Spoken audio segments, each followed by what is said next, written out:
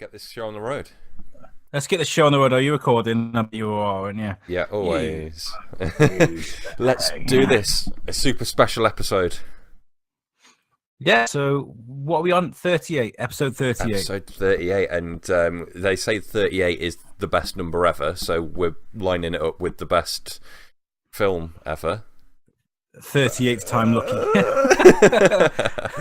Yeah, yes. So despite what we've been doing this week, we both have one thing in common that we've done, and that is we've gone and sat through the worst film. God, it was terrible. Yeah, no, we're going to do an Infinity War special for everyone. Like, we couldn't do it last week. Al had already seen it by the time we started recording. I was watching it, I think, a day later or the 2 days later, something like that. And we've kind of figured out that it's... Yes, we have to talk about it. Yes, we've got to be careful with spoilers. But it has, at the time this is going to go live, 2 weeks since it's been out? So all of our audience, you guys, I'm sure you've already seen it. So this show is going to be jam-packed with spoilers. Yep.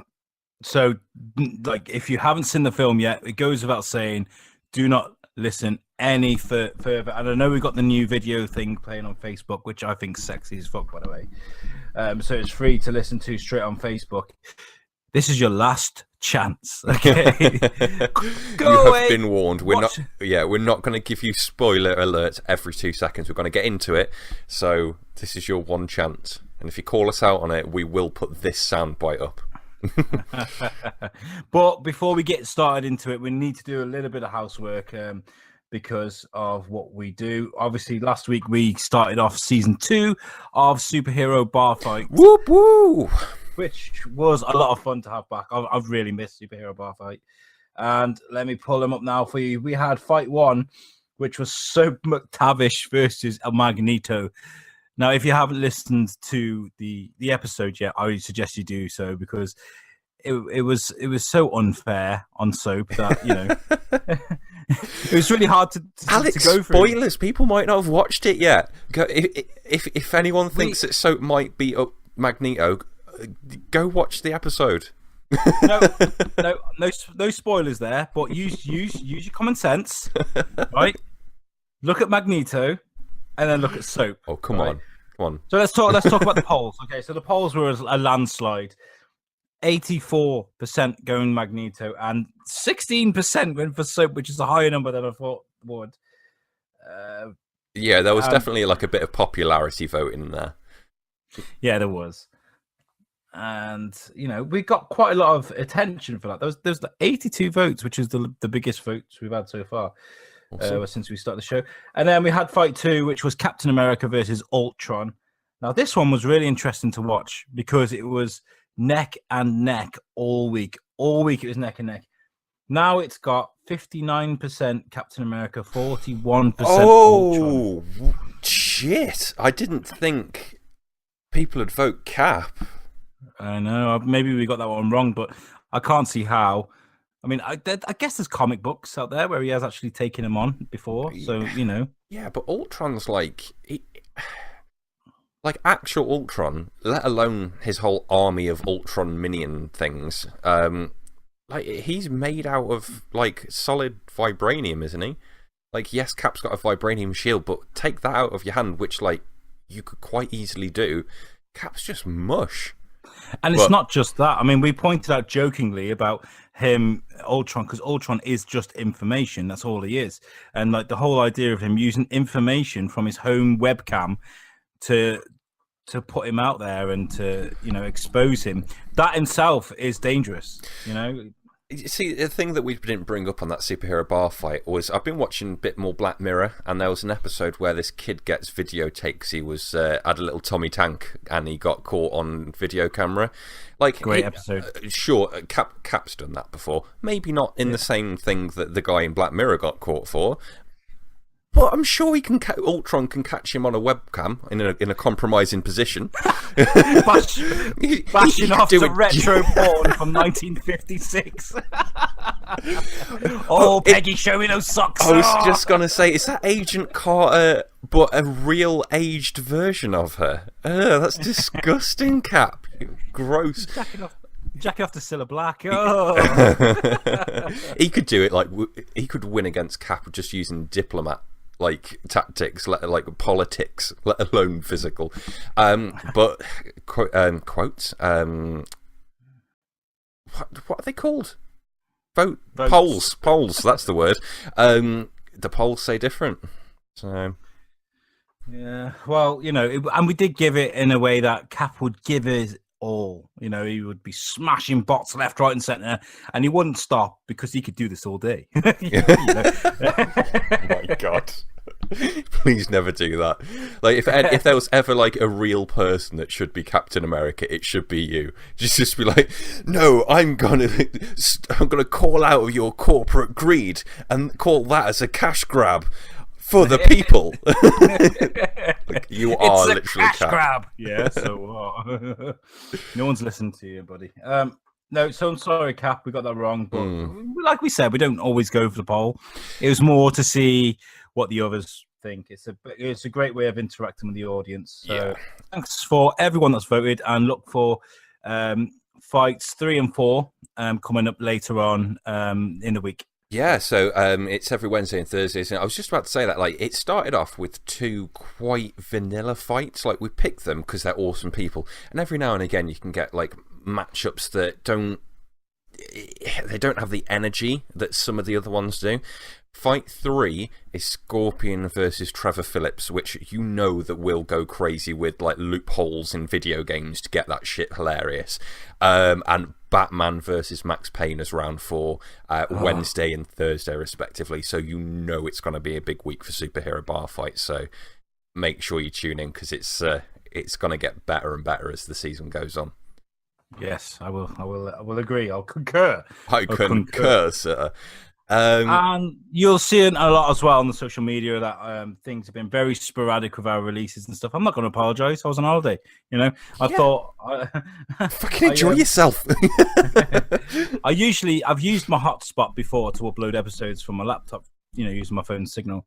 But I had no signal to use to do that where I was. So I was sitting in the bar. We were watching Liverpool versus Roma.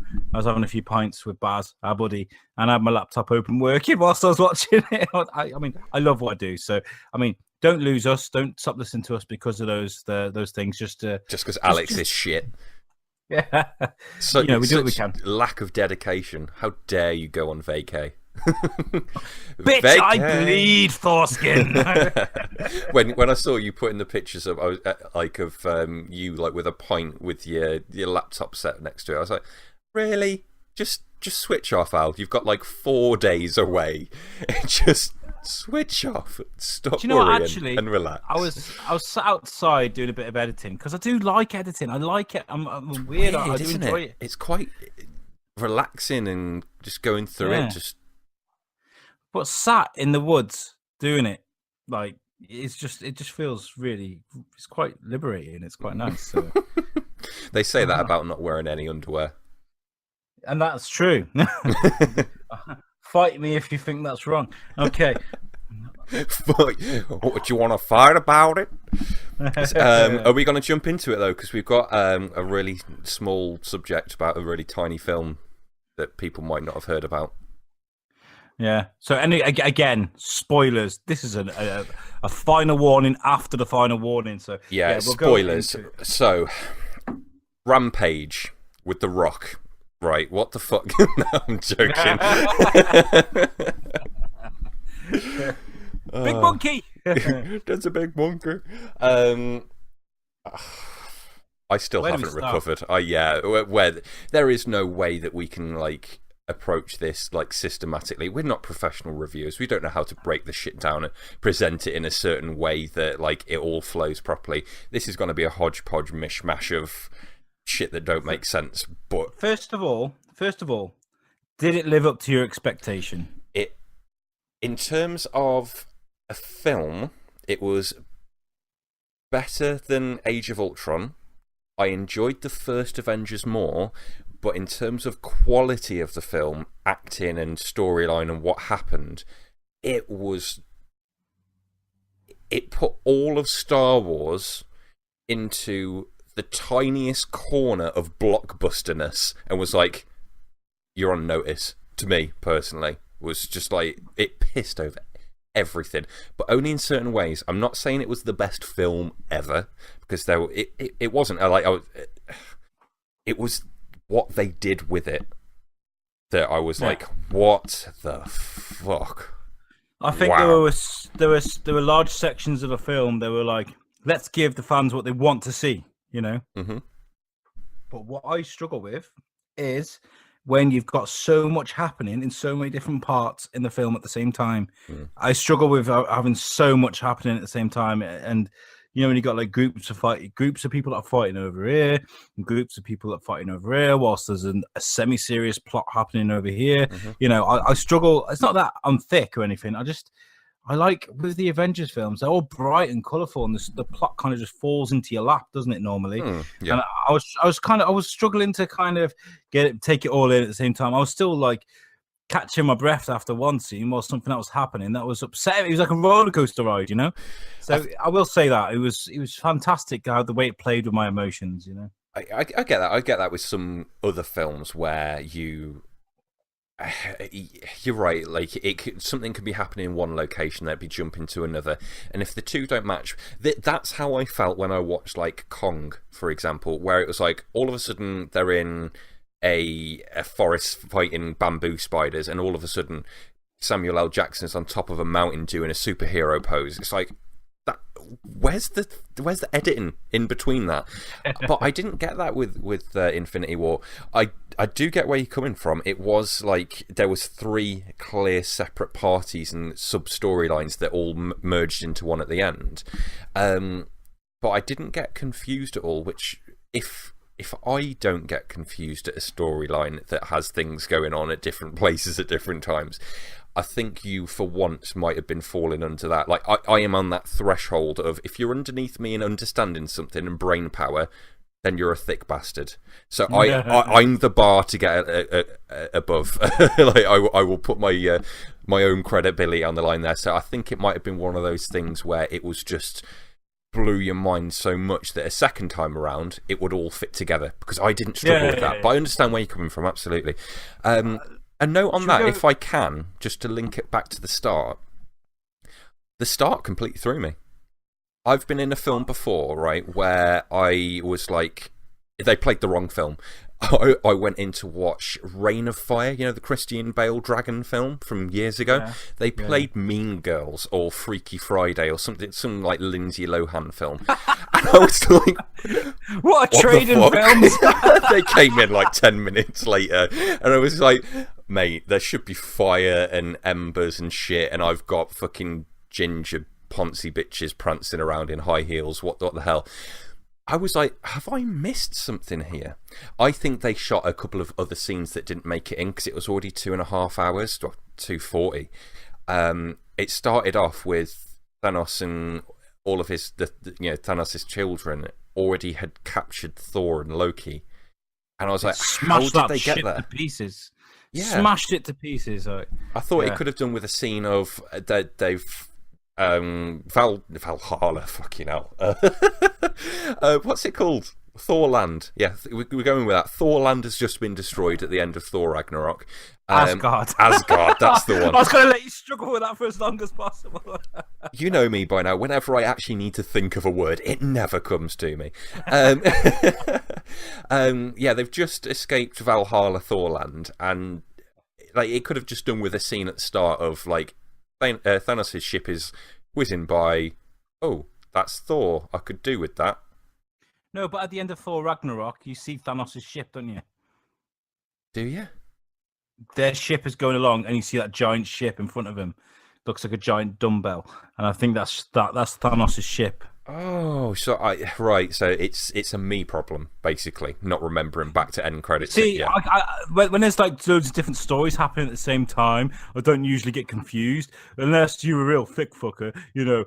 Hey, I put myself as that line. I sacrificed my own reputation there. I'm fine with that. That's my point. Is I can miss stuff like that. So yeah, right. So that bit makes a bit more sense now. You start off and you got Thor wrapped up in metal. He can't move, and then you've got Loki's doing his Loki thing.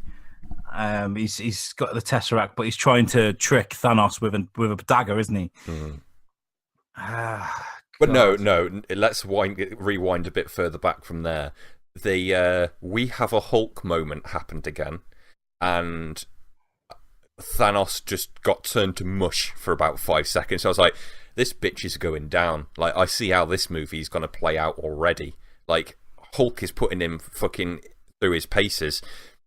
And there was, like, a moment of where, like, Thanos just pulls his collar up and just jiggles his arms around just, to free his arms up. And he annihilates the Hulk. Like, he goes, like, full-on Conor McGregor on him. He does, and I was like, oh my God, the way Thanos moved, I was really impressed with. He was really fluid, the way he took those blows. He smashed fuck out of Hulk. It was like watching a heavyweight boxing fight, wasn't it? Yeah. And you're rooting for the underdog almost, because we haven't seen Thanos lift a finger yet, Yeah. We've heard his name mentioned a lot. And yeah, he draws blood out of the Hulk. Actually, out of the Hulk, he draws blood out of him. I was like, no. That really shocked me. That really fucked me. I was just like, oh my. I had ideas of like Hulk getting smashed into space, and they need the Hulk, almost like they needed Superman in Justice League. Yeah. I thought like the Hulk would be a contributing factor, huge contributing factor. We will get back to that. yeah. But yeah, so anyway, kicks fuck out of Hulk, and then Thanos picks up Loki. Yeah, well, he tries to take him out, doesn't he? Loki had a little bit of a mischief moment and goes for the jugular and just doesn't get anywhere. Because at this point, Thor's got what? He's got 2 Infinity Stones, hasn't he? He's got the Strength Stone, and he'd just been given the Space Stone because Loki had handed over the Tesseract. Yeah. So he got 2, yeah. But he got 2. Cool. Yeah, and that. So again, this will be the one point that we do say halfway through, spoiler alert, because if you haven't clicked in by now and realised that we're going full spoilers, when Thanos just grabs him and squeezes him like neck. A popsicle stick.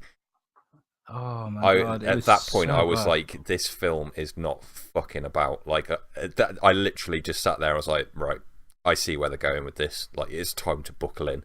If they're gonna kill Loki, probably a good couple of minutes. What would you say? 30-40% of people's favourite character is Loki. Yeah. He's like a popular person. Tom Hiddleston, his death was brutal as well. It's like his face went blue and his eyes were bulging out of his head. It was real, man. It was like, oh my God. And then he fucking murders Heimdall, one of my fucking favourite characters, straight afterwards. I was like, Loki, then Heimdall straight afterwards. Just like he opens up the portal, doesn't he? Yeah. Heimdall's like, I need to get Thor out of here. Thor's our asset. Thor and Hulk, yeah. Thor and Hulk get thrown into the Bifrost. No. Yeah, he did. He opened up some weird Bifrosty portal thing. Thor stayed behind. Thanos spared Thor. Oh yeah. He got Hulk out of there. He got Hulk out of there, so he opened up the Bifrost, and then again murdered Heimdall, which I love Idris Elba in that, So that's Loki and Heimdall gone after Hulk has had the shit kicked out of him within the first few minutes of the movie. I'm just like, and Thor's being lifted up by his skull. Like, literally, he doesn't have strength to hold his own body up. He's literally dangling by his skull. Like, that first 30, 40 second... Well, no, 5 minutes. That first 5 minutes, I was like, what the fuck? Is this going to be the entire film?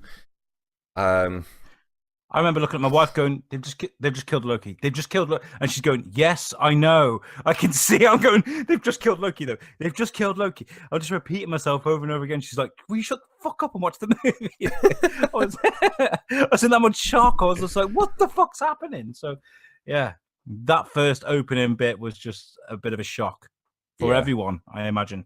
Yeah. And this is when you realize, like you said, this film is not gonna fuck about, and it's not gonna pussyfoot around. Yeah, you know? That was the point where I realized I knew that everything that they promised that they might be able to deliver on, but I didn't go through the entire film thinking that it wouldn't be the usual plot. So, like, at every point, I was expecting it to just go back into typical Marvel mode of, oh no, Loki's dead. We might lose Captain America, all right, because there was a huge thing about that, wasn't there? Cap or Iron Man's going to die, and I was like, no. So it's going to be Loki and another big character. That's what this is going to be. So every scene, I was like on the edge of my seat, thinking, what's going to happen? I can't remember every scene from there. They were like, I've got it here. Don't worry, I'll run it down. So then you've got Hulk. He crash lands into the Sanctorium, and you've got Doctor Strange and Wong staring at him over the pit. And it's Hulk is shrinking back down to Banner, and then he's going, Thanos is coming, and hairs up on the back of my neck, thinking, oh my god, shit's going down, son. You know, this is Bruce Banner meeting Tony Stark for the Doctor Strange for the first time. That's always weird, isn't it, when they all meet each other? Yeah. It's weird how we can be 10 years in and people are still meeting each other for the first time. I think that's something incredible for a film universe to do that. Like, I'm not getting like a fanboy in here of like putting one up against the other, but when you got like DC coming up with their entire plan, which I'm sure they planned out everything and it looked brilliant in their own head, and everyone's just mushed together instantly, and you have the opposite side of things where it's a 10-year carving out process, and you still got those moments of like, hi, I'm Doctor Strange, I'm Tony Stark, like, and people not getting on. It's like, really? We've not had this dynamic yet. Like, how are we on Avengers 3 and we're getting new dynamics between characters? I thought that was awesome. Yeah. I mean, I like how cocky Iron Man tries to get with Doctor Strange, but Doctor Strange isn't having it. He is Doctor Strange. Okay, so let's move on. We've got Tony Stark. Tony Stark talking to Pepper. I don't know why he's got that light thing back in his chest. Why has he put that back in his chest? I don't understand this. Because the suit. But I thought he powers the suit by the suit. The suit is in that bit. So, right. So anyway, we'll get to that in a minute. So yeah, the Sanctum bit basically, that made me realize as well the actual presence that this guy could have. Of he's not even here, it's just the threat of it. But it was so quick. Of he's already been on scene in the very first scene. He's already killed people, and now we're on Earth already. Like, this is kicking off right now. Yeah, there's no build-up story. It's straight into the fire with these, and that's why I liked it. Okay, so then you get Tony Stark meets up with Doctor Strange, Banner, and Wong, and you got that incredible moment where Tony Stark's leaning on the bell, and then Doctor Strange whips his arm to say, "Get the fuck off my bell!" I love that. I love people taking authority over Iron Man. And then all shit goes down in the sun. They hear it in the street. Sorry, they're hearing all the bangs. They all run outside, and there's those circular ships just running havoc through the city. And who's the guy with the big ears, by the way? He looks so familiar. The guy with the big ears, Corvus Glaive. Corvus Glaive. Is that the guy that you're on about? The guy who does all the stabbing to a certain person later on? Yeah, Glaive, yeah. Yeah, he was awesome. But it was the wizard and the big... I don't know the other guy's name. The big That's Hulk right, guy. yeah, I'm sorry. Yeah, I was like, what the... When they started fighting against them, I was like, fuck Thanos, they're going to struggle to take down his children. Like, that Voldemort-looking motherfucker, I don't know what his name is. I didn't pick it up. I know the characters, but the only person's name that I can remember is Corvus. He was powerful as shit. He was like sending things flying towards them. Doctor Strange was sending things flying back to him, and he just cut them in half, like with no effort, just with his mind. Just didn't take. Is this Squidward? Yes, I'll take on Squidward. Yeah. But Iron Man puts on his suit, but he just presses his chest, and he went to the nanotech suit with this one, didn't he? And it all just molds out from him. CGI was a bit weird. I'm gonna put that one out there. There was a few bits later on that I'm going to bring up as well. Didn't think the CGI was. I thought the suit moments in Avengers 1, Iron Man 2 and 3 were better suit up moments. To be honest, I don't want to get negative at all, but I wasn't overly impressed. A few bits with Spider-Man's suit as well. I thought they were a bit too CGI-y, if that makes sense. Yeah. Whereas, like, some other bits, like, you've got all this shit flying around the city and it just looks real. It's like, well, why didn't you get all the other bits to do that? Like, to look like that, I just don't know. Just some bits didn't quite match CGI-wise. And, like, I found as well, with so much going on, you get little snippets of like characters from their own standalone movies and things like. You get little bits, little snippets out of it all. And, like, for example, like, you got Spider-Man, he's on the bus. The hairs go up on his arm. He sees this big ship, and he goes to Ned. I need a distraction, and Ned just turns around and goes, "Oh, we're all gonna die!" And everybody starts panicking. Because there's a spaceship, and it's like, no distraction needed, dickhead. It's like that could fit straight into Homecoming. That's I think they almost filmed their separate segments, almost as if they were like their own movies. So you got Spider-Man jumps out the bus and he goes to help out, and he's fucking awesome. Spider-Man is. He's definitely grown into his character, and he seems to have got real hold of his powers because the way he moves and things is fantastic. Yeah, and I like how they embrace Spider-Man as the cocky little shit a bit more in this one. Like, in the comic books, he's almost like a Deadpool character, just he doesn't break the fourth wall, isn't he? Like, he's talkative, he pisses people off, he's a brat, he knows what he's doing as well. And the bit where Iron Man is going to get mushed, like absolutely mullered by this big, one of Thanos' children, the big tank guy. And his arm just stops midair, and Spider-Man's face just pops from the other side and goes, "Hi." It's just like, do you need a bit of help? It's just like, that's what Spider-Man should be. I love that.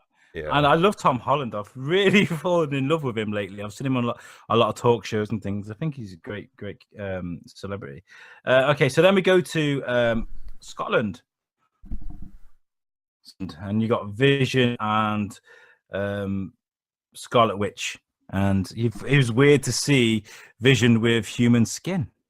Yeah, they made points hinting at it before, didn't they? That he's becoming more, like he's evolving, because there's all sorts of people's DNA in him, and the Infinity Stone in his head. He's got the Mind Stone, and he was becoming something more. And I think that was part of it. That if things were allowed to continue, that Vision would be becoming something completely different. He wouldn't just be Ultron's abortion. Do you know what I mean? Yeah. I like him. I think he's a good character, and I hope we see more of him. Yeah.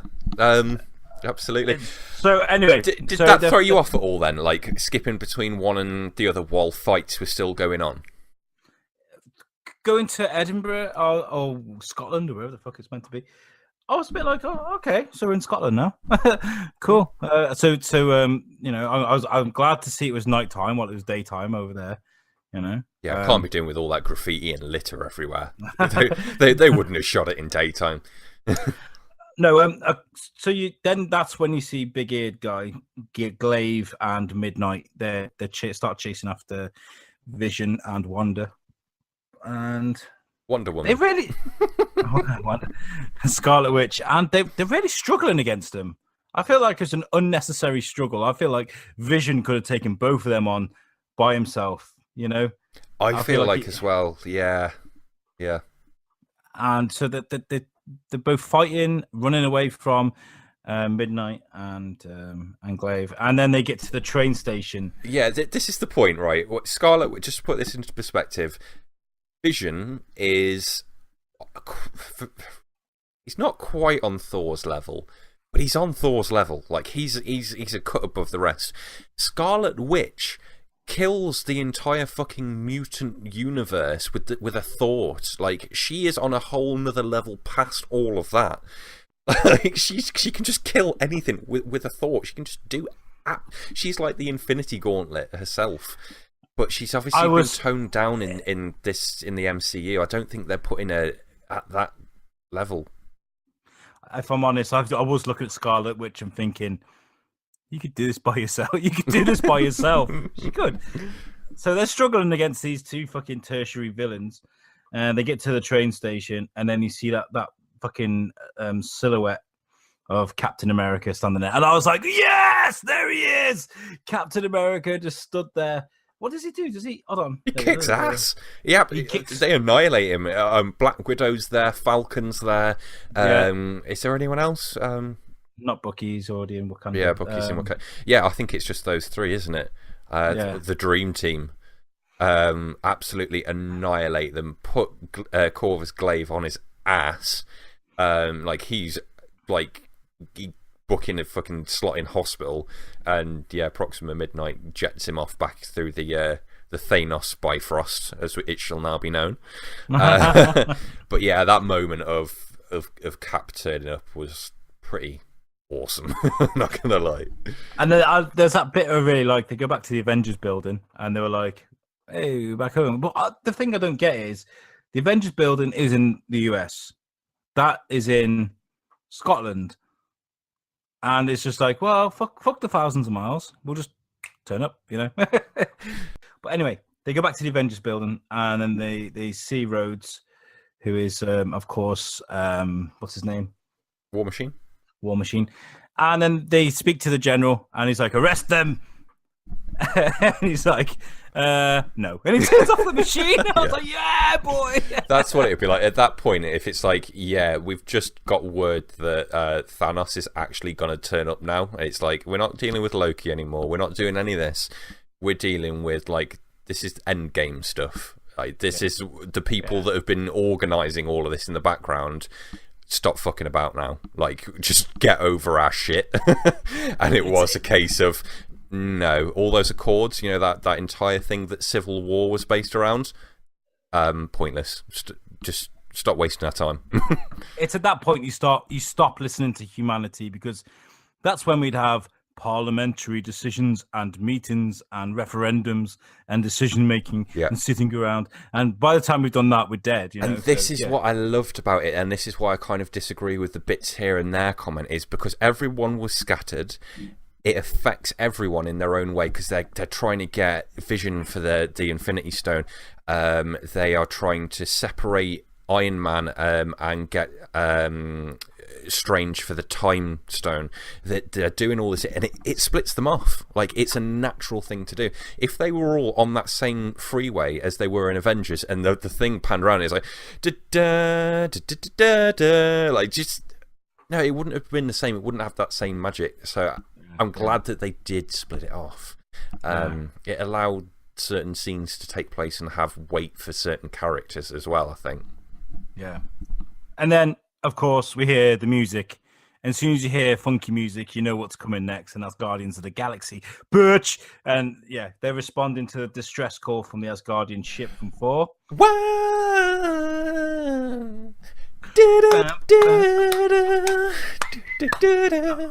That you went down a complete different route. I was going down. No harmony. Okay, so then you get Panda around the ship, and You've got Teenage Groot. What did you think of Teenage Groot? I thought it was a dick. It's just like, give me Baby Groot or give me nothing. Baby Groot is death, motherfucker. No, I think normal Groot is the best Groot we've seen. Yeah. Like, just the problem is, like, with the Guardians of the Galaxy, is they've been in 3 films so far, with bits of cameos and bits that they've used here and there, I understand, but 3 proper appearances. And we've had 3 different Groots. And I think the first Groot worked. Baby Groot was great, but the film wasn't quite as good, I don't think. And Teenage Groot didn't do anything. Except he had the most important part of the entire film, almost. But didn't do anything between that. He was playing on his little fucking... Get off that game, Groot! However, the Guardians' dynamics this time around were some of the best that I've seen as a group. Yeah, because they've gelled well together, haven't they? They've become a family, and I like how Drax is kind of still Drax. Like, That's that amazing scene where he stood there. It's like, how long have you been standing there? About 10 minutes. Or He goes, an hour. He's like, I have mastered the art of standing so still. I become invisible. And he's like, no, I can see you. Are you sure? Yeah. It's like, but I'm eating this bag of chips so incredibly slow. And Mantis just comes along and goes, oh, hi, Drax. He just throws it on the floor. She's like, ugh. I love Mantis and Drax's relationship. Like, more than Groot's and Rocket's, more than Peter's and Gamora's. I love Mantis and Drax's back and forth. They're like annoying brother and sister, aren't they? No, what they're like is they're so in love, but they hate each other at the same time. Do you know what I mean? Like, I reckon Drax and Mantis are going to end up getting their thing on. Yeah. Can you imagine having sex with Mantis? Oh, you're not enjoying this? Why are you thinking about your sister? That'd be awkward. Okay, so then they pick up Thor, which is great because I'm like, Thor's meeting the Guardians, yo! I was like, yeah. There's a lot of those moments for the film, to be honest. Yeah. And I was a bit let down, to be honest. I was like, really? It was okay, but I was just a bit like, I wanted Quill to be like, I don't know. I did like the bit where Quill was like making his voice deeper. So he sounded not much. You're copying me. You're copying me. I like the way they poke fun out of Quill's weight as well. I was like, oh my god, he is actually a bit chubbier. Yeah. That's really funny. So they pick up Thor and then they decide that Thor, is it Thor, Rocket, and who the hell else was it goes? Groot? No, it wasn't Groot, was it? Thor, Rocket. That must be... I think Thor that's and it. Rocket. Yeah, I think that's it, isn't it? Yeah, and they're going to go and make the axe, remake a weapon, a Thanos killer, and Quill, Gamora, Drax, and Mantis. They're going to go and find Thanos, and were they going to go to Earth or nowhere? They went to nowhere. Yeah, they went to nowhere, and they were going to go and try and kill him or lure him into a trap or something, weren't they? They're going to go do something. So, again, everyone's splintering off and going to try and do certain tactics. Again, I think it's good story writing. I think it's good storytelling in that you would have to go and do stuff like that. You couldn't all just go and barge in on someone with the Infinity Gauntlet who has already got a bunch of stones in it and just go, right, we're going to take your head on. You'd have to go and you'd have to turn up prepared. You'd have to go and get weapons. You'd have to go and see if you can sneak up on him in a certain way. So, yeah, I never felt like, you know how sometimes in a film it's just like, hey, let's split up and I'll go down this dark corridor and you go down that sewer system backwards. It's like, really? You're both going to die. In this, I never felt that. I just thought they were all trying to achieve their own things for a specific reason. Yeah. It was good that they all separated and then all, even if it was in 2 separate parts, came back together as a team. Yeah.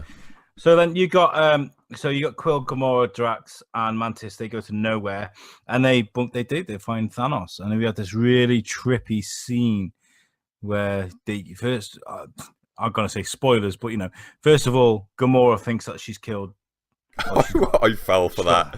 I was like, oh, okay, I'm going home now. That's it. Yeah, I was like, yeah, that was easy. Gamora stabbed Thanos in the neck and the side or something like that, and yeah, okay. Yeah, turns out hologram motherfucker.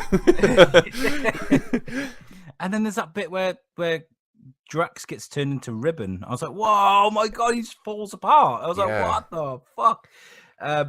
And then there's that incredible moment where Quill's pointing the gun at Gamora, and he's just refusing to kill her, even though she's told him to promise. And Thanos is even like, I like this guy, but you could see Quill just wants to unload in Thanos' face. He goes to what's her name? Doesn't he? He shoots her, but because he's taken the Reality Stone now from the Collector.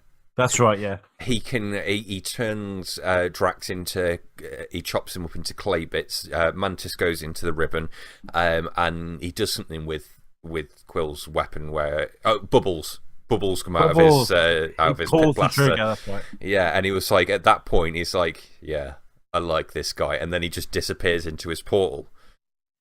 That bit threw me a bit.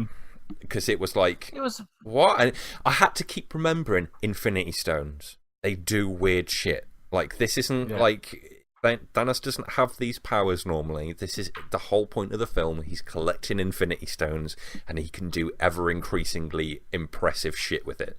But yeah, every time he got one and did a new thing, I had to just be like, what? How? Oh yeah, dickhead. So then he kidnaps Gamora and takes Gamora with him, and I was like, oh, okay, so they split up even further. Great, and they go back to Thanos' ship where you find Nebula. It looks like she's in agony. Like, we know that Gamora knows information about the Infinity Stone because she's told us in the film. Yeah.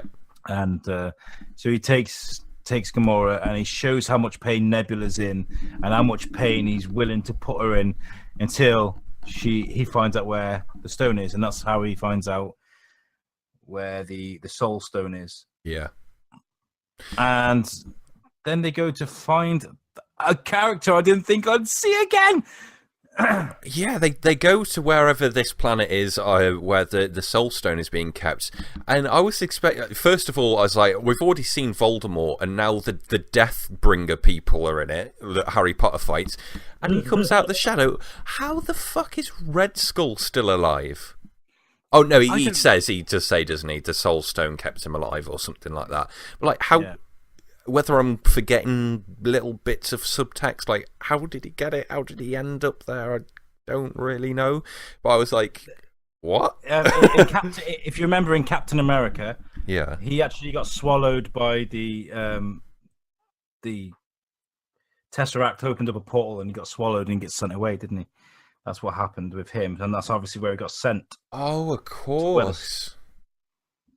Oh, the marathon of this is going to be so much better now. Like, now it's all coming together. The bits are going to make so much more sense as to, because they planted these seeds and like they were blatantly deliberate decisions during that whole process because it came together so smoothly. And the thing is as well that's rocked people's world is that wasn't Hugo Weaving as the Red Skull. It was somebody else. Hugo Weaving said he didn't really fancy doing any more Avengers movies. He's like, I've done my bit. I don't really want to be walking around Comic-Cons with screaming kids and things like that. He said he did one film. He had a contract to do more, but luckily they never asked him to do any more. So they actually got somebody else to do it, which was just strange. Yeah, why wouldn't you want to be part of the biggest film of the fucking decade? Like? Yeah, but if he's been Lord of the Rings guy now, Elrond, isn't it? He is in that for God knows how long. Imagine how many Comic-Cons he's had to go up to with fucking glued on spiky ears, and people like us go around and go, we did an episode of superhero bar fight and you lost against SpongeBob. Just like, if he's had enough of that. Yeah, I don't know. I get where you're coming from though. I'd never make that decision, but each to their own, I guess. Okay, and that's where we see fucking Thanos do the impossible. I was like, what the fuck? This threw me because I love Gamora. We all know that I love Gamora. And he just, I mean, it took a bit of this, use a bit of decision making, like, you know. And do you think he knew? Do you think he knew that's what he'd have to do? Because that's why he took Gamora and not killed her. Yeah. He knew exactly what he was doing.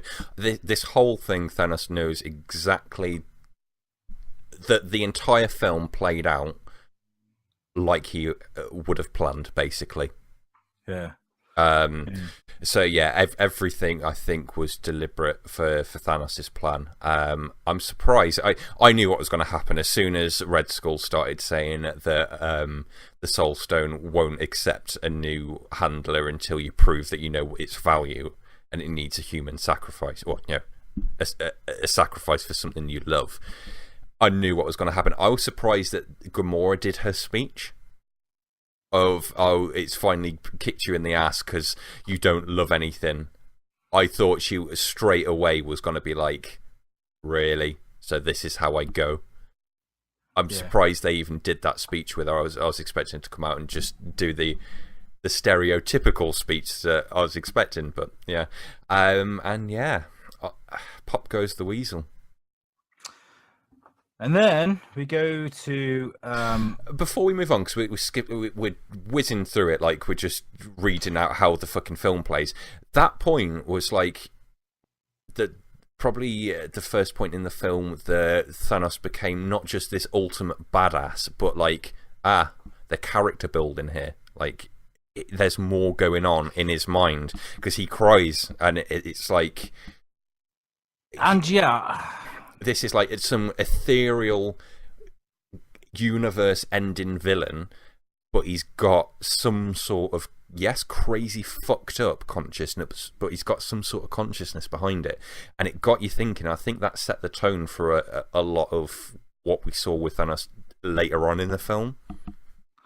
It wasn't until he explained about Titan and how it became overpopulated, and they basically drained the planet of everything, and which is why he thinks the universe needs to be cut in half, you know, to make it a bit.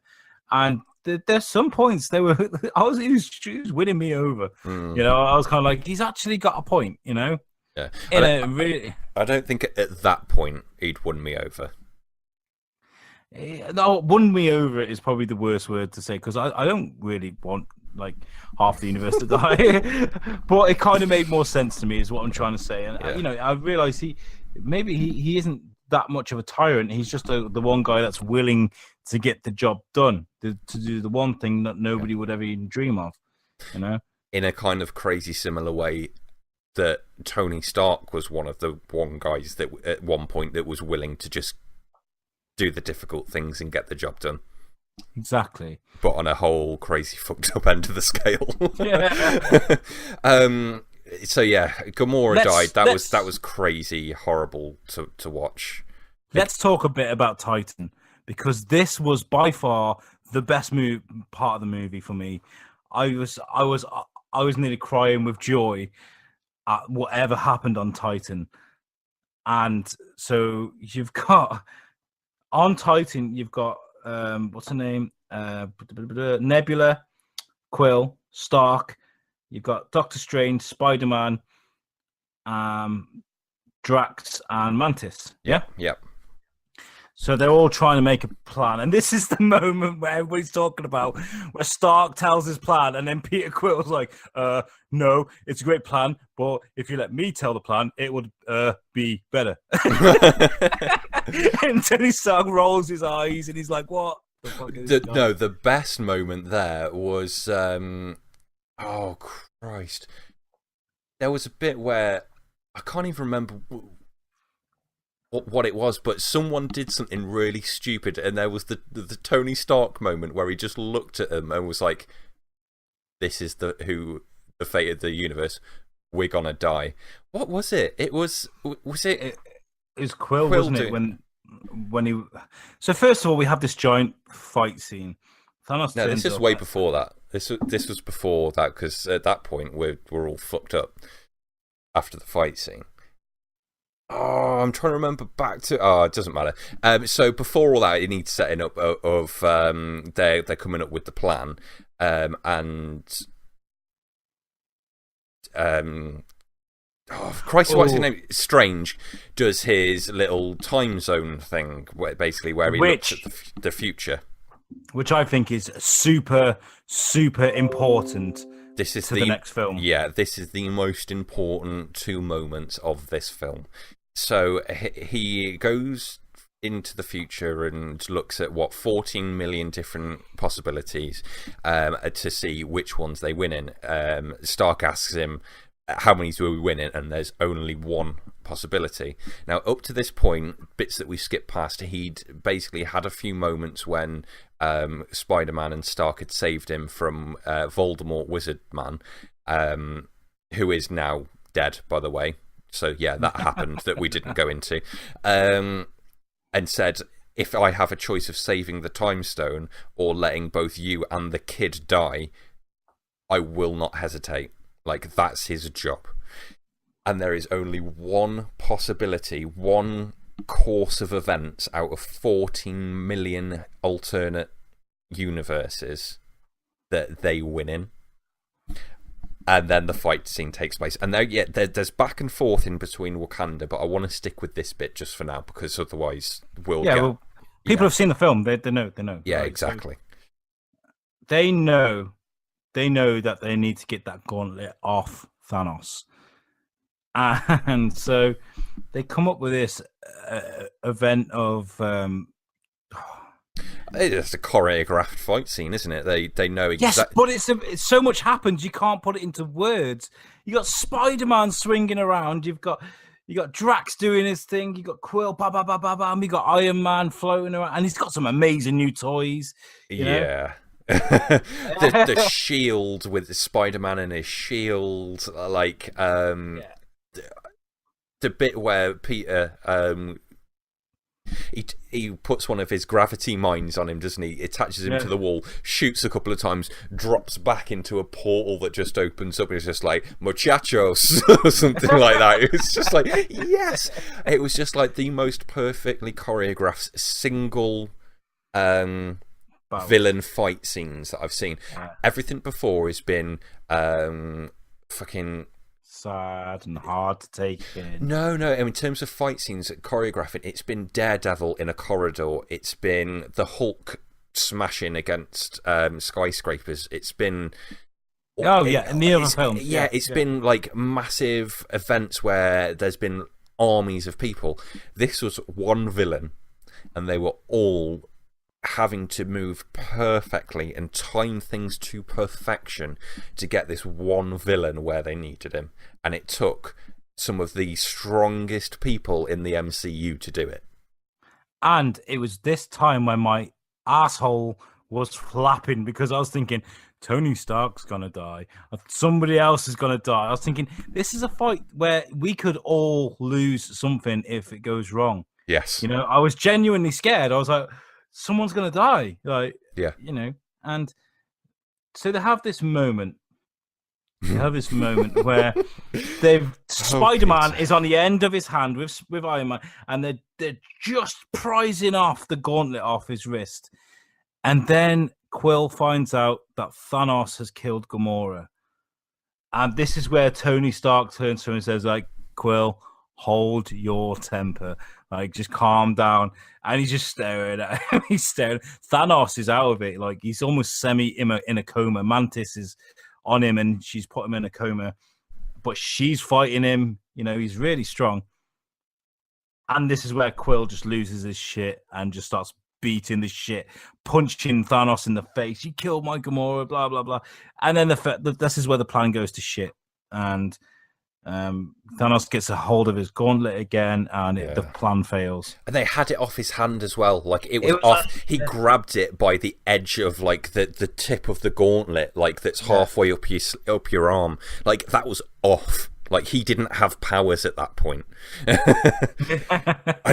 It was so close. I was literally just about to say we were so close. Like, I was part of the team. That's what this film did. Yeah. Like, you are part of the team against I this was so monster. excited. I was so committed to this movie at this point that me and the movie were one. You know, I couldn't tear myself away from that if I tried, and my nerves were on edge. Sorry, Yeah. and yeah, it was just that was one of the best bits of any Marvel film ever, and I will say that confidently. That fight scene made me smile from ear to ear, whilst also shitting myself, Yeah. and that's really, you know, And that's really rare. That's where it all went wrong. Yeah, so he smashes the shit out of everyone, and Iron Man is the only person strong enough to actually keep fighting, really. Because he was going 1-to-1 with him, and other people were like taking pot shots from opportune moments, weren't they? But he was the person standing there taking the blows. Do you know the moment that made my hair stand up on the back of my neck is when Thanos, like the most evil villain in the whole universe, turns to Tony Stark and he's like, Stark, and he's like, you know me? I was like, oh, he knows Tony Stark. Like he's the other side of the galaxy. Like he's the other side of the galaxy. He knows who Iron Man is. Like that's amazing. That little things like that in movies make me really happy. And it throws him as well. Like the most egotistical person. I was like, how do you know me? He was like, he was always flattered. He was flattered. He was like, whoa, okay. Yeah. But that moment where he sucker punches, like if you go on the internet and Google like playground fights where like a big bully sucker punches a little brawny runt and they go down like a sack of hot shit. When he sucker punches Iron Man into the ground and over, I was like, no, this is it. This is it. And then he gets back up and he's got his shield out and he's evading bits again. I was like, wow, he's doing better than the Hulk did against him. And Thanos has got two more Infinity Stones in his gauntlet by this point. No, one more. And yeah, this is when Doctor Strange. Which, by the way, can I just say, Benedict Cumberbatch does a much better American accent in this, by the way, because in Doctor Strange he was a bit like, "Hi, I'm Doctor Strange." You know, that's when he's like, "I'll give it." No, he gets Tony Stark gets stabbed, doesn't he? Yeah. There's the whole moment where it's like, oh, this is it. Literally, that to me it had me more on edge than Logan. When Wolverine died after following X-Men for God knows how many years, and Hugh Jackman being, you know, the people's Logan, kind of, if that makes sense. Well, like, Downey Jr.'s there with him, isn't he? With that kind of... Yeah, he is. Yeah, that I think your phrase of your arsehole flapping, that's the perfect phrase there. I was like, oh no, I can't deal with this. We've got another half an hour of this film yet. Iron Man can't die yet. I can imagine people going, right, no, and just getting up and leaving if they killed Iron Man at that point. Okay, so yeah, we've got Iron Man stabbed. We think he's going to die, and we've heard that he's probably going to die. So we're thinking he's going to die, right? And then you got Doctor Strange, just like you said, out of nowhere, despite what he says about how the Infinity Stone is the most important thing, it's his priority, just gives it up. He's like, spare Tony Stark and I'll give you the stone. And this is what he does. I think we should get right to the end. I know everyone's seen the film, but let's work through it like we've been doing, and then we'll come back to that once we've sort of like we've finished everything. Really important. Okay. Wakanda. All of this is going on at the same time. Which do you think's best, the Wakanda scene, the end of Avengers: Age of Ultron, or the New York scene out of Avengers 1? I think the Wakanda scene really annoyed me. Annoyed me. Yeah, it wasn't as good as I thought it was going to be. No, for starters, right, my only gripe about this is, and I understand why they did it, I totally understand why they did it, but in the trailers, we fucking saw Hulk running towards the fucking bad guys. We saw it in the trailers. Hulk only made one appearance in this movie, and that was at the beginning. And that bit, I can get why they threw us off, you know, because they wanted to keep the story safe and everything. But I want to see Hulk smashing shit up, like, you know, I was a bit gutted. Yeah, so Hulk was in Hulkbuster in this, wasn't he? Well, Hulkbuster Mark II. That's Bruce, like three. Bruce, Bruce Banner was in because he couldn't get the Hulk to come out, could he? No, Again, that's it. hugely He had important performance point. problems. Yeah, that was hilarious. It's just like they proper played on it like erectile dysfunction as well, wasn't it? They were like, they didn't even like skip around it. They were just like, "Yep, we're gonna take that tone with it." But yeah, they had all those heroes, and the whole Wakanda scene was for them to make a distraction to get to Vision, because Black Panther's sister, whatever her name is it Shuri or I can't remember Forgive me, I forget. Was trying to get the stone out of Vision's head, the long way round, because Wanda couldn't force herself to kill him. So that whole fight scene takes out 10,000 Venoms attack Wakanda, if you noticed. Yeah. I thought they initially, in all the trailers, they looked like aliens, like with the long heads. But then in the films, in the actual film, they looked like just four-armed Venom monsters. I was like, what? And I struggle with it completely, because there's they don't have weapons. Like, when they're running towards them, they have nothing of substance, nothing they can get to him, and they put up all these shields, but they're not attacking. They're just like letting them come. They're like, well, surely there's something they could use to, landmines, fucking. I was thinking artillery. They like 4 of them got through the shield, and like I think what was happening, wasn't it, was that they were cutting themselves in half to get through the shield, and they were regenerating the other side of the shield like Power Rangers Putty Man, and. You've got all this shit firing off. War Machine's putting his napalm blast, and it's just like, there's only 12 of them that side of the wall. Open the wall, let them through, and then get War Machine to do that shit. You'd have killed them all. Exactly. But yeah, it was what it was. It was a good fight scene, and like those things were vicious. They were. I don't know how like all the humans survived. Like Captain America downwards should all have been paper shredded. Like you needed to be in an Iron Man suit to survive that shit. But you get War Machine was pretty valuable in that. I think he's technically Iron Man, isn't he? But he was very valuable. He was putting down more firepower than most. The 2 most powerful people that you've got there are sat in a fucking hospital ward, and I was like, oh, yeah, I get it. Yeah. But it was frustrating to see. I like Bucky. I thought he was a bit better, because he's usually a sulky son of a bitch. He's usually a bit hated him. Not him as a person. What you just said there was spot on. He was smiley. He was enjoying it. He was up for it. Brilliant to see. Halfway through the film, he had just been given literally fucking what's his name that does Pimp My Ride? What's his name? Exhibit.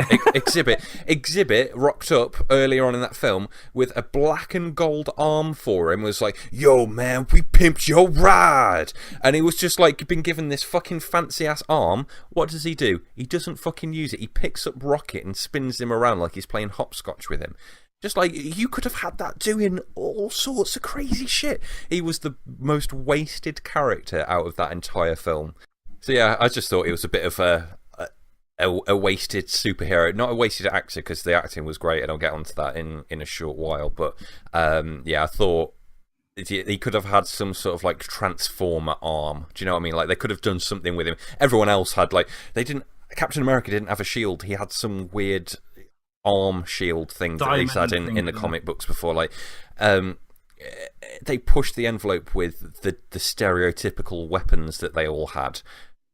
Surely he could have had some Transformer arm thing going on. I thought the arm he had in The American Soldier was fucking badass. The American Soldier, is that some Ethan Hawke film that I've never heard of? Winter Soldier. The Winter Soldier. The way he catches Captain America's like shield, and he's got the star in the shot. I love that arm. It looks amazing. Yeah. Okay, so yeah, that whole scene ends with Thor rocking up, doesn't it? But how did Thor get there? So, should we rewind a bit? Well, no, we'll just quickly say that, because the biggest shock of that scene was seeing is it Peter Dinklage from Game of Thrones? Yeah. And like we all heard that he was going to be in this movie, and everybody was like, "What's he going to play?" It turns out he's playing a giant, and I was just like, "What the fuck?" Like, well, technically they were dwarves, but they were giant dwarves.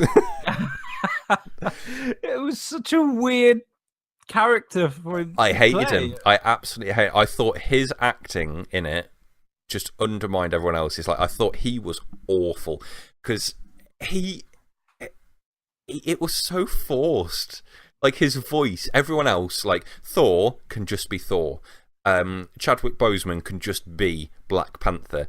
Everyone can just be their character. Him, he was like, I'm putting on this voice. Yeah, it was like a guy in fucking panto. It was. It's awful. That was the worst scene I've seen in a Marvel film for a good while. But luckily, Thor being part of it sort of like saved it and gave it a bit more credibility. He was quite valiant in that scene where he had to restart the giant machinery to get the power of the birth of the sun. To create the axe. And I like that scene where he's like, "Where's the handle? Where's the handle?" And Groot's just like, then he makes his own handle. He's just like, what's on his game? So Groot makes the handle for Thor's axe, and so they come back. And I mean, I know it's quickly skipping past this. It's not doing it justice. I'm really sorry, but then Thor, obviously, like you just said, turns up in Wakanda with Groot. Yeah, and fucks everyone up, and then just after that, something happens that draws Scarlet Witch out, and then Corvus Glaive turns up, attacks Vision, and starts stabbing him to shit. And this is the bit that I liked because we made a comment about it earlier. Is Scarlet Witch is on the field, comes out and starts annihilating everyone because she can, and they were just like, why wasn't she out here in the first place? Exactly, yeah. It's like that could have ended. She could have gone outside of those gates, finished it off, and they could have, the entire army could have been stood outside of Vision. And none of that would have happened. Yeah. I like this. There's a line as well where Thor turns up and he's like, "Hi, do you like my friend Tree?" Typical. Oh god. So yeah, Scarlet Witch annihilating people. Thor is smashing fuck out of people. That amazing axe he's now got. Yeah. And this is where it all comes together, isn't it? In the background, they've chased Vision off into the woods, basically, and all but Corvus Glaive of the Thanos' children are dead. Something that, fuck it, you don't have to go into crazy detail. He dies somehow, whatever. Thanos has just got the time stone at this point, so he turns up on Earth. There's that scene where everything stops. It's been non-stop action because all of these fight scenes have been taking place at the same point, and it just stops, and there's just wind through the trees, and they're all looking around, and there was that moment before, like, this is it. This is what it comes down to. They're going to have to stop him getting that Mind Stone. Like, this is the last bit, and I was sat in my seat thinking, wonder how they're going to kill him. Like, we're right at the edge of him getting what he wants to do, and when he turns up and he's got the Time Stone and people are just running towards Thanos at this point, and he's just chucking motherfuckers to the side without even moving his arm. I was like, oh, this isn't going how I thought it was going to go.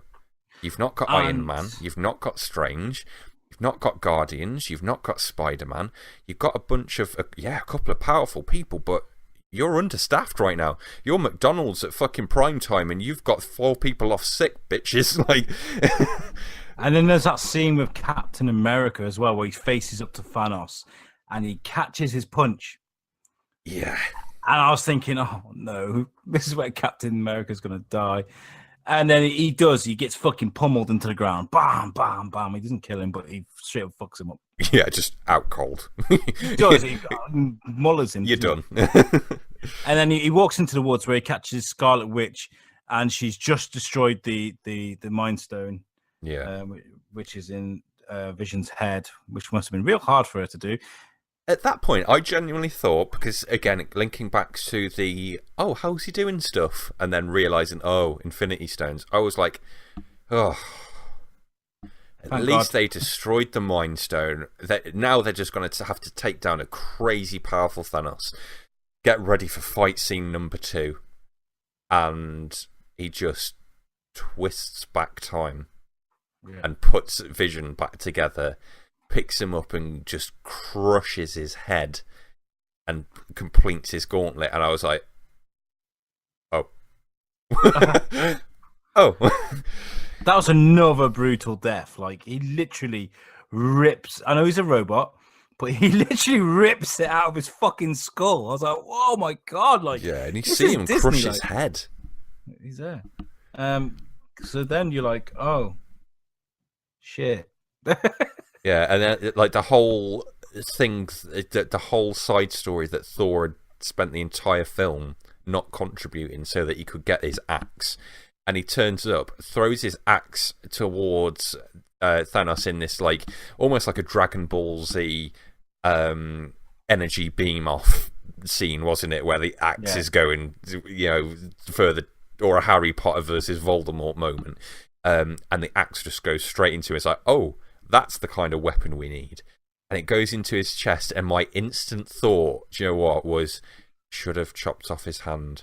Should have gone for the hand. Exactly. Yes. And when he started, because Thanos is on his knees at this point, he's like, and struggling for his breath. I was like, that he's trying to say should. That he's trying to form the word should, and I've just said this. He's gonna fucking click. He is going to click. And when he's just like, should have gone for the hand, and you just, I was like, when has a film ever killed half of a universe? Think for a moment how brave that is of a studio of script writing to take 10 years, billions and billions of dollars investment of people, of get invested in this character, and dead. Yeah. I was like, and wow. In the most brutal way. It wasn't brutal, but it was heartless. So sad. That was it was heartless, wasn't it? It was just, it's happening. Buckle in. And you're seeing all these people. I can't even remember how many people just dissolved into ash. You got Captain America went, didn't he? And no. The main guy stayed. The mightiest hero stayed. So you've got Iron Man still alive, Thor, Captain America, and the Hulk were all standing about still at the end. Okay. I think I might be wrong on Cap. If you're 100% it was, but I thought Cap was still alive. Winter Soldier died, Black Panther died, almost all of the Guardian. Fucking hell, the bit where Groot went and Rocket. I was like, oh, Jesus Christ, man. And Spider-Man is like, okay, so Spider-Man turns to Tony Stark. He's like, I don't feel well. He falls over and he really slowly dissolves. I guess his suit must have slowed it down a bit, but he would have felt that a lot. Almost for emotional effect, some would say. Yes, but somebody pointed out. I don't really buy it, to be honest, because somebody was saying that there was a theory that his Spidey sense, he would have sensed that would have happened a moment before, so he would have felt so he'd have felt the danger of the whole universe is about to die moments before. He would have known he was about to die. But then I was like, he's not a fucking Jedi. No, his hair's good. That's all it is. It's a fucking. His Spidey sense is when he's got like a projectile coming towards him. That's what Spidey sense is. He knows how to dodge. This is people that don't really read comic books getting involved. Yeah. But yeah, that moment where it's like, I don't want to go. That was completely improvised, apparently. Really? Yeah, that was. It came from the director. Like, he completely improvised that moment. I thought that was awesome. Because apart from the 2 seconds, if Groot had carried on and they'd have made a big thing about Groot, I'd have probably burst into fucking tears as a grown man in the cinema. But it didn't. So I was like, right, okay, just keep going, like, just put up with all these people dying. The Spidey bit, I was like, holy shit, that's quite sad. That was horrible. And the bit where Iron Man at that point was, like, lying down, and it was that haze moment of, what the fuck? And, like, to see someone like Tony, who's got his shit together all the time, everything's part of his plan. He knows what's going on. He knows how to prepare and how to deal with it. And he was like, "What? We lost. We lost. No, no. Come on, please." Yeah, and the bit straight after that where I don't know whether it was the end credits or whether it was just the end of the film. I think it was the end of the film where Gamora had asked him just before she died, basically, what are you going to do afterwards? Where does it stop? And he's like, once I'm done, I'm done. I'm going to go and chill out. I'm going to sit on my porch and I'm going to watch the sunset. And crack open a beer. Yeah, he's going to crack open a beer and that's it. I've done my piece. And I'm going to smile and watch the sunset. And the film ends with him on his porch watching the sunset, and the smile that comes on his face, I got chills. It freaked me the fuck out as I was like, he's just a fucking monster. And he was happy with it. Like, I don't think I've ever seen, like, people say Marvel can't do villains. Fuck that noise. Like, this was, like, he had the biggest on-screen presence of any single character I think I've ever seen in a film. I think what did it mainly was because he would draw people in by almost being like a bro, like a buddy, like someone that he could trust. And then in the second, just bam, you know, like with at the beginning with Loki, I thought that, you know, possibly just throw Loki to one side and get on with it. But no, he squeezed the fucking life out of him, you know. Mm-hmm. He was evil. And there's some suggesting that there's a toss-up between him and Vader as the most evil villain. But I don't know. I mean, I can't see Thanos changing his mind at the last minute to save his son. You know? Yeah, to be honest, Thanos surpassed Vader in the Gamora scene. Exactly. Everything past that was something that Vader can't even touch. Like, I think. Oh, sorry, I didn't mean to interrupt. No, go on. I just think they're evil in different ways. Like Vader will always be the ultimate badass for me. You know, his fighting skills are fantastic. But like Thanos, like you said, there is no emotion there. He sat there chilling with a beer with a big smile on his face. He's just killed trillions of people. Like, oh, Troy, half of the universe, not just half of the galaxy or half of the solar system, half of the universe. We're talking quadrillions upon quadrillions of quadrillions of quadrillions of quadrillions of people. Like, and then, like, we'll talk about the after credit scene very quickly. So you've got what's his name? Nick Fury and Maria Hill. And so they see all these people dying, all this madness going on outside. And then we have this amazing moment where, like, she dies, there's people dying around Nick Fury. He starts dissolving and he goes, He's just, well, that's real great. Yeah, and zooming on the pager. Yeah.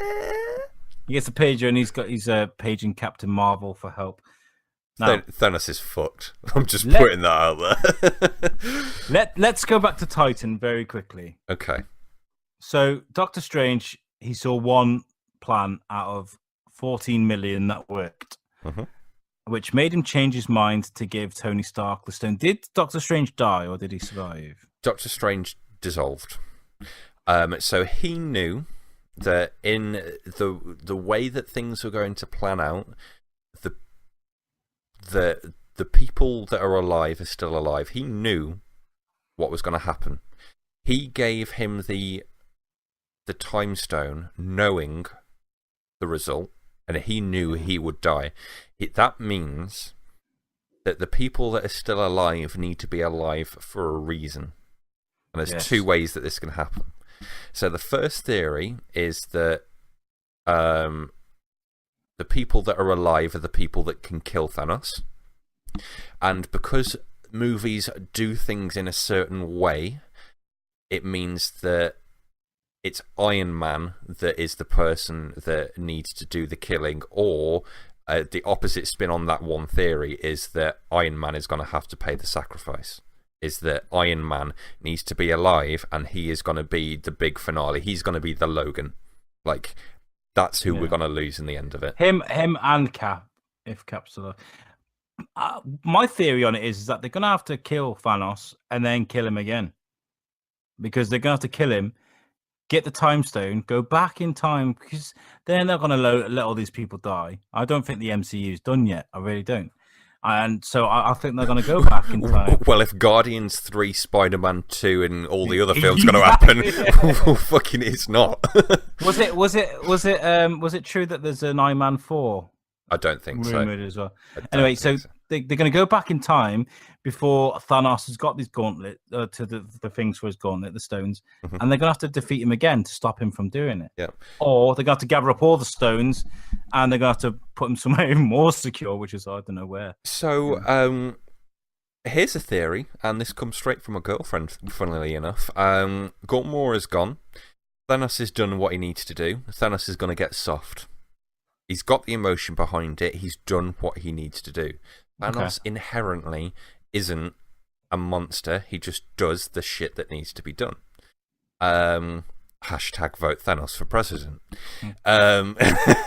Did you like that poster I made, by the way? I thought that was... I've seen some similar things. I thought you'd copied it.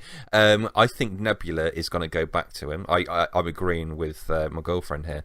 And I think he's going to take Nebula back under his wing because he needs some sort of emotional attachment to something. But because of Gamora, because of what happened, she is going to play along because Nebula's a manipulative bitch. And she is going to find a way to get, whether it's one of the Infinity Stones out or whatever, the gauntlet away from him. And that's going to be their way back in. Once you get that Infinity Gauntlet away from Thanos, he's about as much of a threat as he's been for the last 10 years.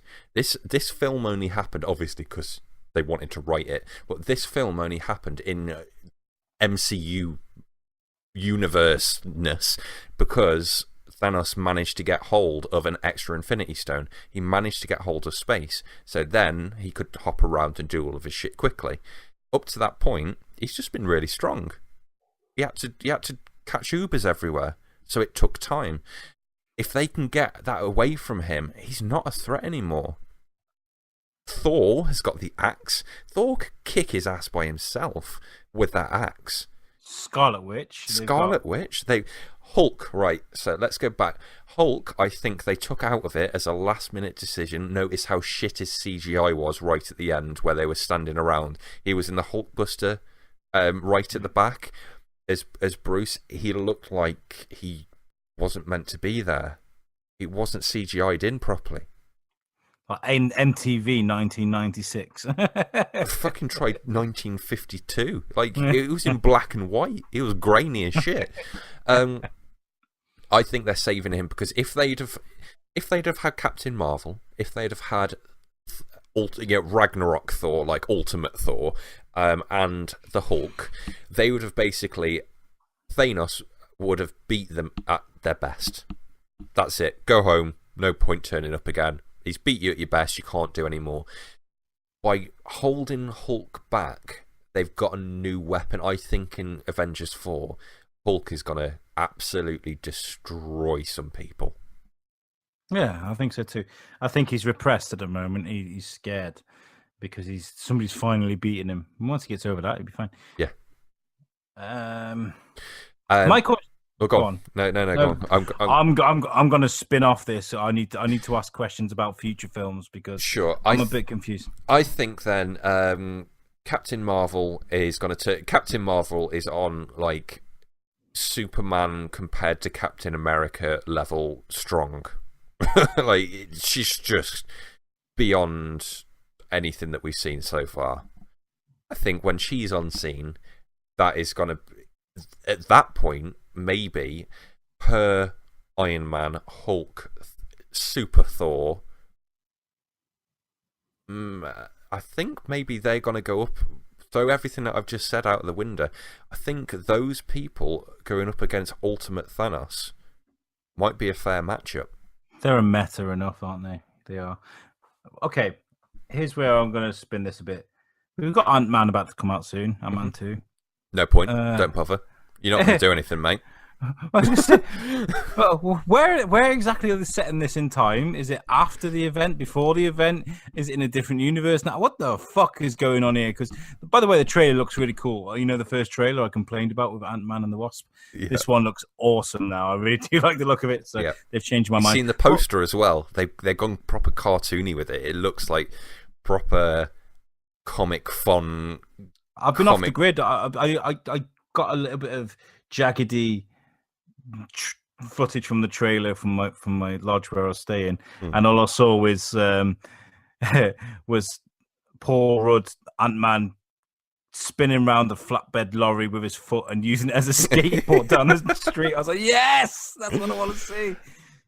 But yeah, carry on with what you were getting at, because I think I know where you're going with this. We've got Ant-Man. We've got Ant-Man coming. Where's that going to be set? It's going to be a prequel. It's going to be set before Thanos has done this. Afterwards, it can't be set afterwards. Surely everybody would be fucking devastated. Yeah, I think it's happening like a little bit before. I think whatever Ant-Man is doing right now, that's what is happening at the same time. I think basically the after-credit scene could be like, I don't feel so good. Do you know what I mean? Like something like that. So yeah, I think they can get away with it there. But then we've got Avengers 4, which, what's your predictions for Avengers 4? How do you think they're going to do it? You think it's going to be that the Nebula loophole? Do you think it's going to be Ultimate Thanos versus Ultimate everyone else? Well, firstly, I think they were stupid not taking Ant-Man, because Ant-Man would have been awesome against Thanos. He could have ran underneath the gauntlet and gone Giant Man and ripped it into pieces. He could have done all sorts. He would have been an asset to that team. So I think they may use Ant-Man in the next one, but I just think that what they're going to do is try and get the gauntlet off him, or at least the time stone, and they're going to go back in time. They've only just started with Doctor Strange, so they're going to want to use him again. They're going to bring him back. Spider-Man, obviously, he's just started out on his franchise, so he's going to come back. You've got to use your common sense, haven't you? You've got to look at what kind of makes sense. Yeah. And the thing is, this is what I was going to hint at earlier, was what this film did to me was Thor, I thought was one of the best, at the time, was my favourite Marvel film, Ragnarok. Because they took the comedy to a new level. I loved the dynamic between him and Hulk. I just thought it was the best quality Marvel film going at the time. Then Black Panther comes out, and what they do is they tackle subjects and quality of acting that was on a whole different level. You know how people started talking about how you could almost rate that on like an Oscar level, if that makes sense. Not a comic book film. You can rate it as just a film. You could rate the performances. Do you get what I mean there? Yeah. What Infinity War did for me was it was another notch in the belt of the Black Panther type of way of doing Marvel films, where they were like, we've got crazy difficult subject matters, like it's deep, it's heavy, and people have put in wicked performances in it. I don't want them to waste all of that and that impact of, holy shit, it's taken me a week to get over this thing because I'm so bought into the universe. I don't want them to just be like, oh, opening 5 minutes, Nebula's got the time stone off him. No, I'd like it to be a spare of them, like the last second they just do it, you know. But no, I'm going to change my mind. I would like them to fix things kind of 3/4 of the way from the movie and then see what happens, like moving on from that, you know. I don't like it when the end film's like, and they've saved the day, and you don't get to see, like, you know, anything afterwards. I'd like to see how they rebuild, how they you know, create more Thanos weapons and who's next and things like this, because where is next for the MCU after Thanos, you know? Spider-Man fucking cash grab central is where it's going to be at. They've planned 5 fucking films. Yeah. So yeah, I think we should end it there because we've done a real good talk. Like we always struggle with movies because we've got a very short attention span and we always tend to wander off into different directions. So I'm really proud of us today, buddy. Yeah, man, it's been good sitting there. I think that the whole thing behind that is the fact that it was such a good film. I really do. Like, I think Geekdom Central podcasting people all everywhere are just having an absolute whale of a time talking about it because you can just go so deep into it. It's comicbook.com that are pissing me off because they're picking at it. They're like things that don't make sense in the Infinity War. And I read through it and it doesn't make fucking sense at all whatsoever. They're finding the most minor details just to pick it at. And I hate that. Just enjoy a fucking movie. We don't need to find the flaws in something. Like, yeah, I thought it was brilliant. I picked out flaws in it, which I haven't even mentioned right now, but I don't really think we need to. Like, it's great. I enjoyed it. Well, we did mention about Scarlet Witch. I think Scarlet Witch is a huge plot hole in this, but do we care? No, because she had some emotional shit going on where she was in protective girlfriend mode. She's the same as Quill could have just not punched Thanos and everything will be fine. Like, it's like they've got to make it interesting in a certain way. They couldn't just have Scarlet Witch in the first 5 minutes go, "Oh, you do that thing that you did in the comic books, Wanda. Everyone's dead." Well, and bearing in mind, Steve Strange had just seen what had happened. Like, he knew that was going to happen, so he didn't stop Quill, did he? You know, because he'd seen them events happening. So yeah. Anyway, a fantastic film. I think the best comic book movie I've seen in a long time, and I really do think that Warner Brothers need to be a little bit concerned because that's blown everything that they've done over at DC out the water completely, and not even close. They need to step up their game. We really do. And that's coming from a DC fan. Yeah. You know, I love my DC. I've always wanted to see a Justice League movie, but it's just flat. There's no fucking... I watched it again recently, and it's bullshit, man. It really made me annoyed. Do you know what? We can go on for just a few more moments. Just a couple of minutes. Like, with what I was saying about... up to this point, Marvel are great for their heroes. DC are great for their villains. I think what DC is struggling with is how to balance their heroes that they've got against a villain and make it interesting. Because once you throw Superman or Wonder Woman into the mix, you've got to take it to that sort of god level. Whereas in this, all of the... Yes, you've got gods like Thor, but they rein them in so that they can still get the shit beaten out of them. But they're just almost like immortal. What Marvel have managed to do is take it so you've built all these amazing heroes, and then you've got a villain that is above all of those to the point where it's like, how the fuck? Like, it almost feels like you could put Thanos at the moment against every other character, and they wouldn't come close to him.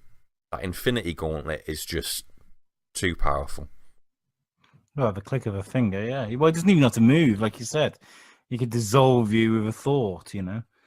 So yeah, it just feels at the moment like DC, just like you said, I don't think that they can come close to matching.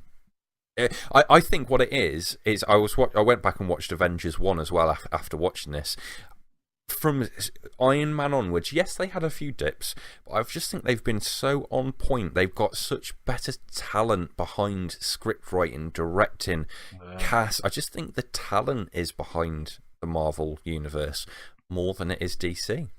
I think obviously Jon Favreau has been an amazing asset to them. That's happy. He wrote and directed Iron Man 1 and 2, and he found Robert Downey Jr. I love the story. I mentioned it on the show before. I read about how he found Robert Downey Jr. because that's when Downey Jr. was coming in and out of rehab and he was struggling with life, and they're like, "What made you pick Robert Downey Jr.?" He's like, "Well, Robert Downey Jr. is a man that's struggling with his demons, and he's conflicted between what's right and wrong." And he goes, "Isn't that just Tony Stark?" And I was like, "Oh, that's beautiful. That's beautiful. That's perfect." And I think that's a perfect way to end the show. Yeah. Please don't die, Tony. Hashtag don't die, Tony. Because that would not be great. That was terrible. Okay. Oh, God. Yes. Okay, I should have guys. stopped recording. Right, we got superhero bar fight coming up for you in the week. Don't forget to check out the weekly bazaar as well. And remember, Yeah, what did you talk about? Because episode, week 4 is just gone live just before the weekend. So what did you, just rough subject so that you can go back and watch it? We talked about Uranus in the most mature way we could muster. We talked about a guy from Britain who's made his very own Iron Man suit. That a propulsion system. Oh, wow. We talked about Bill Cosby, which was a bit strange. It had to be talked about. Yeah. And because what I liked about that is because we're in the UK, obviously, and Garrett's in the US. Like, we think Bill Cosby, who gives a fuck? Like, we get on with our day. In America, like, Bill Cosby's a huge fucking deal. Like, he was like, Garrett was saying he was America's father or America's dad or something like that. I guess it's like finding out David Attenborough was a paedophile. Do you know what I mean? Like, please, I hope no one sound bites that. Oh, God. BBC News. And you may hear from the soundbite as well. I do remember saying that we checked the figures from last week's show and we didn't do very well, so they mustn't like Jimmy. Oh, thanks. No, I think we just had a slow week. But I think they love Garrett, though. They love Garrett over there at the bazaar. They love his voice. He's very sexy. You know that. But no, I love doing the show regardless of the figures. So let's just keep them coming, and you guys keep listening. And we're gonna shoot and make sure you support us. Yeah, follow, like, share.